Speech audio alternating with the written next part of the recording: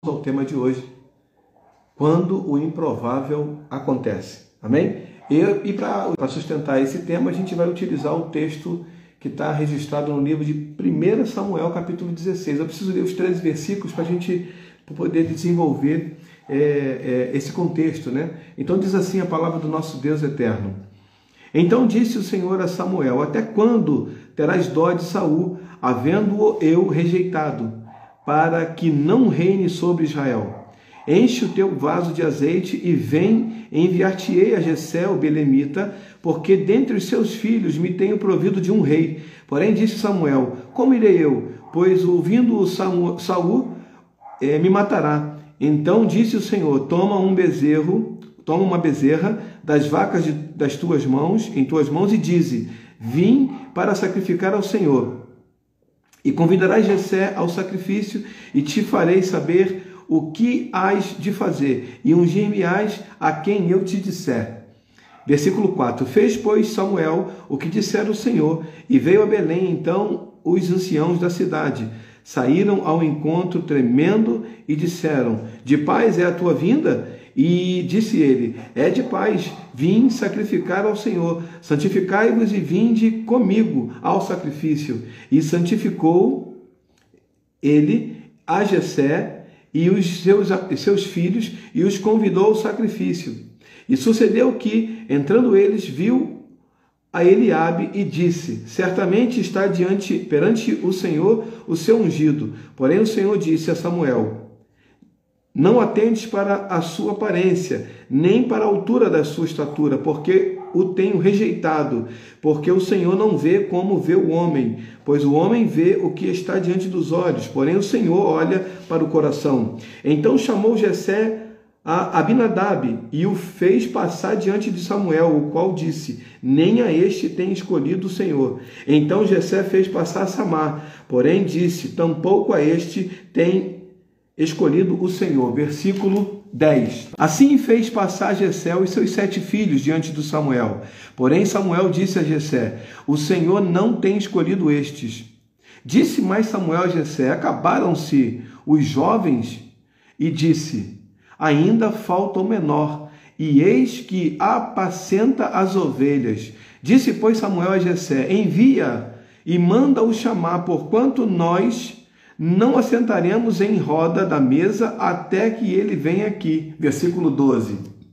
Então mandou em busca dele e o trouxe, e era ruivo e formoso de semblante e de boa aparência. E disse o Senhor: levanta-te e unge-o, porque este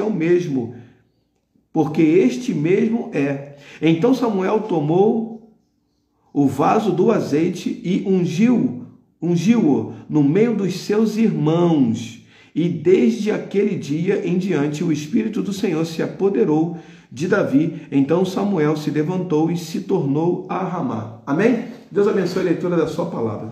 Então, nesse texto aqui, nós vimos aqui um evento que marcou e, vamos dizer assim, mudou a história de Davi. Mas para que a gente possa entrar aqui, a gente precisa voltar no capítulo 15. No capítulo 15, só para a gente entender o contexto dessa situação. No capítulo 15, Deus manda Samuel dizer o que Saul deveria fazer. E Saul, ele faz aquilo que Deus mandou, que era aniquilar todo o povo dos amalequitas, tudo, inclusive o rei Agag. E Saul, ele obedece essa ordem, só que em parte. Ele não obedece essa ordem de uma forma completa, do jeito que era para ser obedecido. Ele considera, por causa do povo, ele considera, vamos dizer assim, preservar algumas vacas, algumas ovelhas e também o rei Agag. Então, Saul, ele considera isso algo tranquilo. Por quê? Porque ele tinha um bom motivo. Então, eu já aprendo aqui a primeira lição. Mesmo que eu tenha um bom motivo, um bom argumento, eu preciso obedecer a Deus na íntegra, naquilo que Ele me pede. Eu não posso obedecer a Deus de maneira parcial, eu tenho que obedecer de maneira integral. E Saul, ele escolhe obedecer a Deus. Ele considera essa opção uma opção plausível, porque ele estava preservando alguns animais para o sacrifício. Então ele perdoou alguns animais, não foi para ele fazer um churrasco, alguma coisa parecida, mas foi para o sacrifício ao Senhor. Então ele, pensando isso, ele achou que iria comover o coração do profeta Samuel e também o coração de Deus, porque ele estava preservando com algum motivo, com o motivo de sacrificar ao Senhor. Então, aí o profeta mostra que Deus não tem prazer em sacrifício, antes tem prazer em que obedeça a sua palavra. Aí, nesse momento, o rei Saul é rejeitado. E é aqui que a gente entra no improvável. Deus agora precisa levantar um rei. E ele manda o profeta Samuel até a casa de Jessé, o belamita, para que ele possa ungir um novo rei de Israel. E esse rei, as pessoas, algumas pessoas daquele momento, entendiam que um rei, para governar, para reinar sobre todo Israel, e naquele tempo as batalhas eram constantes, frequentes, então um rei, para reinar sobre Israel, ele precisava ser um homem experimentado na batalha, ele precisava ser um homem treinado, ele precisava ser um homem que tivesse habilidades com a espada, com o escudo, com a armadura, ele precisava ser um homem que estivesse habilitado a participar de uma batalha. Não podia ser um homem que não tivesse tido contato com uma batalha, porque ele tinha que ter essa experiência da batalha. Então, aqui a gente entra especificamente no nosso tema, né? Quando o improvável acontece. Porque o primeiro homem que é apresentado ao profeta consegue até seduzir o profeta a achar que era ele o homem escolhido por Deus. Por quê? Porque esse homem que é colocado diante do profeta, Eliabe, um dos filhos de Jessé, esse homem era um homem guerreiro, um homem experimentado na batalha. Então, Eliabe já se apresenta, né, já achando que ele seria o novo rei. Por quê? Porque era um requisito, era como se ele tivesse preenchido um formulário e ele mostrasse o seu currículo. O seu currículo era um currículo que dizia, já participou da batalha X, Y, Z. Então esse homem, ele é um homem habilitado a estar diante do povo de Deus para reinar sobre ele. Porque é um homem que está experimentado na batalha. Mas aí o profeta recebe uma certa advertência de Deus acerca daquela escolha. Ele diz ao Samuel, não atentes para aquilo que você vê, porque o homem vê o exterior, eu vejo o coração. Aí naquele momento Eliabe é retirado, aí colocam Abinadab. Abinadab também era um homem experimentado, e aí coloca Samar, aí coloca todos os outros, e nenhum deles é sido considerado por Deus como o novo rei de Israel. E interessante, as pessoas da família de Davi desconsideravam ele, uma das possibilidades. Porque se Davi tivesse sido considerado também uma das possibilidades, ele teria sido apresentado ou pelo menos mencionado. Alguém, né, seu pai ou um dos irmãos diria, não, tem Davi também, Davi está lá. Mas foi preciso o profeta perguntar, acabaram seus filhos? Acabaram seus filhos? E aí fala, não, tem um que está... Davi. Olha só o versículo aqui, no versículo 11. Disse mais Samuel a Jessé, acabaram-se os jovens? E disse, ainda falta o menor. E eis que apacenta as ovelhas. Disse, pois, Samuel a Jessé, envia e manda-o chamar, porquanto não nos assentaremos em roda da mesa até que ele venha. Então, faltava o menor. Eles desconsideraram Davi uma possibilidade. Entende? Não é uma questão de não querer que ele fosse. Eles nem consideravam que ele poderia ser. Não querer é quando eu não quero, mas eu coloco aqui, ó, eu não queria que fosse essa pessoa, mas eu apresentei essa pessoa. Agora, desconsiderar é nem achar que seria possível. Ele disse aqui, existe o menor, aqui ó, versículo 11, e disse, ainda falta o menor. O menor em todos os sentidos, em todos os aspectos. Ele estava fazendo a menor das tarefas, a menos importante, ainda que depois eles desfrutassem, né, de toda a produção das ovelhas, mas aquela função era uma função assim descartada por todos. Ninguém queria ser pastor de ovelhas, ninguém queria cuidar das ovelhas. As pessoas queriam estar à frente das batalhas, queriam ser um guerreiro, não queria ser uma pessoa que estivesse atrás das malhadas. Então Davi foi desconsiderado, uma das possibilidades. Ninguém viu Davi, ninguém considerou Davi, ninguém apresentou Davi como sendo uma das opções. Ninguém olhou para Davi como sendo algo provável. Então aqui nós entramos especificamente na mensagem, no tema da nossa mensagem. Davi, ele era considerado improvável. Davi não tinha condições nenhuma de ser guerreiro. Davi não tinha condições nenhuma de ser uma pessoa que estivesse à frente da batalha, quiçá ser o rei de Israel. Nunca, ninguém, jamais, em sã consciência, imaginaria essa possibilidade. Por quê? Porque Davi era improvável. Aqui eu aprendo uma coisa. Aquilo que é improvável para os homens, não é improvável para Deus. Ou seja, eu não posso entender que as coisas vão acontecer de acordo com a razão humana. Não, eu não posso colocar o agir de Deus dentro da razão humana. Deus age fora da razão humana. Aquilo que é improvável para mim e para você, é isso que Deus vai fazer. É isso que Deus pode fazer. É isso que Deus tem poder para fazer. Talvez você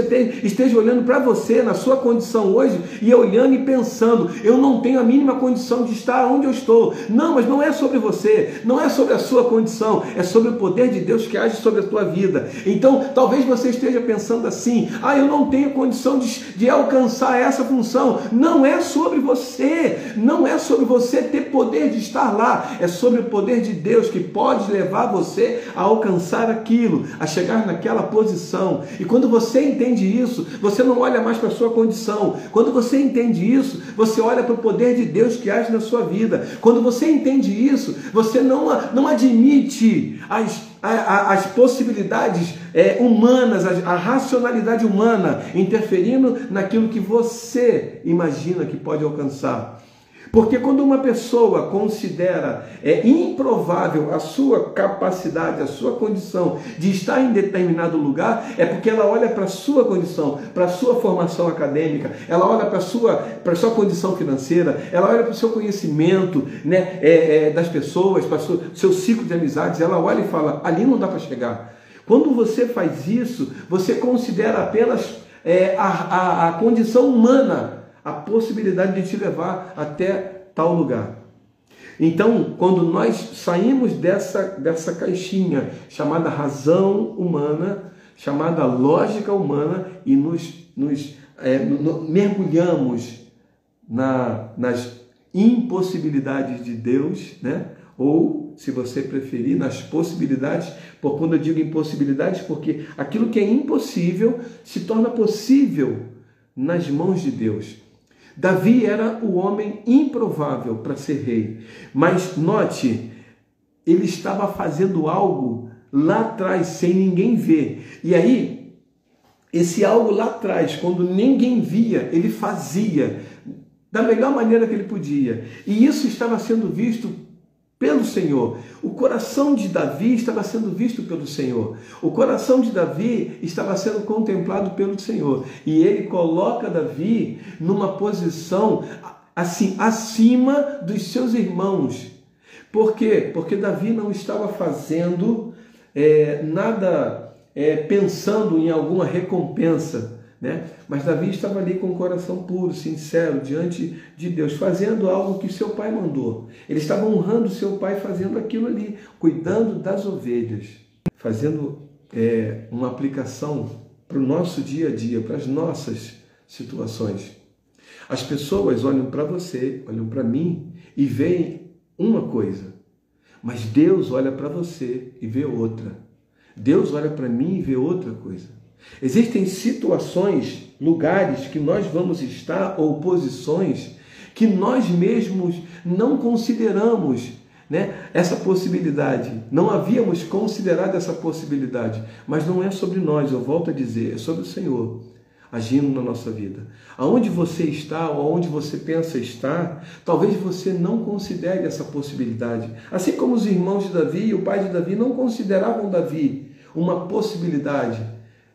Mas não é sobre nós, é sobre o Senhor.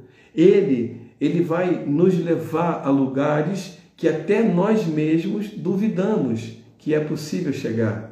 Ele vai nos levar a posições que até nós mesmos duvidamos que é possível ocupar.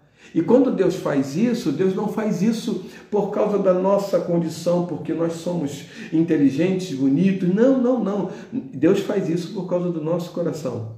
Deus faz isso por causa do seu coração. Ele conhece você, Ele sabe o que passa no seu coração. Ele sabe que você, humanamente falando, é improvável. Ele sabe que você, humanamente falando, não tem condições de chegar aonde você precisa chegar, ou chegar aonde você chegou. Mas não é sobre você, é sobre o poder de Deus que opera na sua vida. Quando nós entendemos isso, nós continuamos a nossa caminhada, certo de que Ele está cuidando de nós. Não se importar com o lugar que você tem que chegar ou que você chegou, mas se importar com o poder de Deus que opera na sua vida.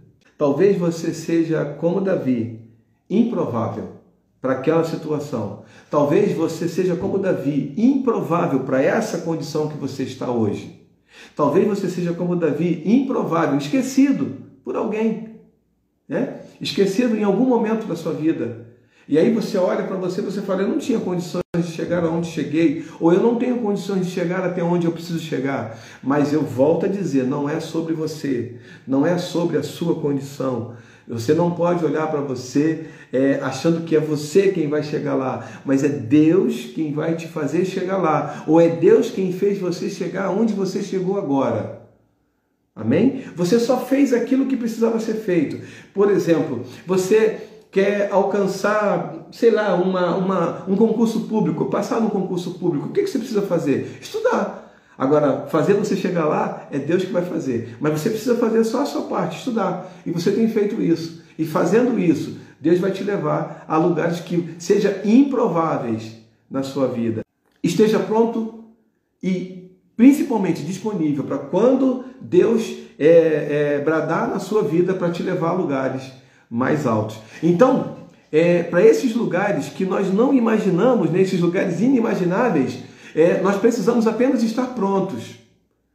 Eu me lembro que uma pessoa uma vez falou assim, era uma conversa, né? Ela falou assim, existe uma vaga numa determinada situação e você pode se encaixar, a pessoa ficou toda, né, alegre, precisa apenas que tenha esse curso, que a pessoa sabia fazer, mas ela não tinha como comprovar que sabia. Lembra daquela pessoa que é um eletricista ou mexe em informática, mas nunca fez curso? Então ela consegue, ela na prática mas ela não consegue provar. Então para as empresas isso não serve, né? Para algumas empresas não serve. Então essa pessoa fala, mas eu sei, você consegue? Você fez o curso aonde? Não fiz curso. Não, então não dá, porque tem que apresentar o currículo mostrando esse curso que você fez, ou essa experiência nessa área comprovada. Então algumas pessoas querem, mas não estão prontas para assumir aquela posição. Então, esteja pronto para quando Deus te chamar para alguma situação. Davi estava pronto, fazendo aquilo que era preciso fazer, no lugar onde ele estava. Davi estava ali, disponível. Quando mandaram chamar ele, ele sentou, baixou a cabeça, o profeta Samuel derramou o óleo sobre a sua cabeça e Davi, a partir dali, recebeu o Espírito Santo sobre a sua vida. E note que ele estava fazendo coisas lá atrás, né, com as ovelhas de seu pai, onde ninguém via. E hoje ele está sendo honrado em primeiro lugar, na frente de seus irmãos e de seu pai, quando eles mesmos não consideravam essa possibilidade. Eu acho que eles, na hora, eu não sei se eles olharam com um olhar recriminador do tipo, que isso, profeta? Está maluco fazendo isso? Ungindo Davi rei? Que Davi rei? Que Davi está maluco? Davi nem guerreiro está cuidando das ovelhas. Eu acredito que que eles devem ter olhado dessa forma, com um olhar condenatório, um olhar assim desprezível, né? Um olhar de desdém, mas o que Deus tinha na vida de Davi ia se cumprir a partir dali. Não dependia da opinião de seus irmãos, não dependia da opinião do seu pai, não dependia da opinião das pessoas. Eu aqui aprendo mais uma coisa, uma aplicação para a minha vida. Existem situações que você vai ser colocado, que as pessoas mesmo... Isso aconteceu comigo, tá? Comigo. A pessoa olhou para mim e falou assim, sério? Você vai ter que fazer isso. Aí eu olhei, dei um sorriso, como eu faço sempre, porque eu sei que não é sobre mim, eu sei que não é minha capacidade. Eu falei, não, mas tudo bem, quando chegar a hora de fazer, já chegou a hora? Já tem a situação para fazer? Não, então, quando chegar a hora para fazer, a gente faz. Não que eu seja o melhor, mas porque eu sei quem é Deus na minha vida. E eu sei que é Ele quem vai fazer tudo aquilo que precisa ser feito, para que eu esteja capacitado, habilitado para fazer aquilo que precisa ser feito, no dia que precisar ser feito.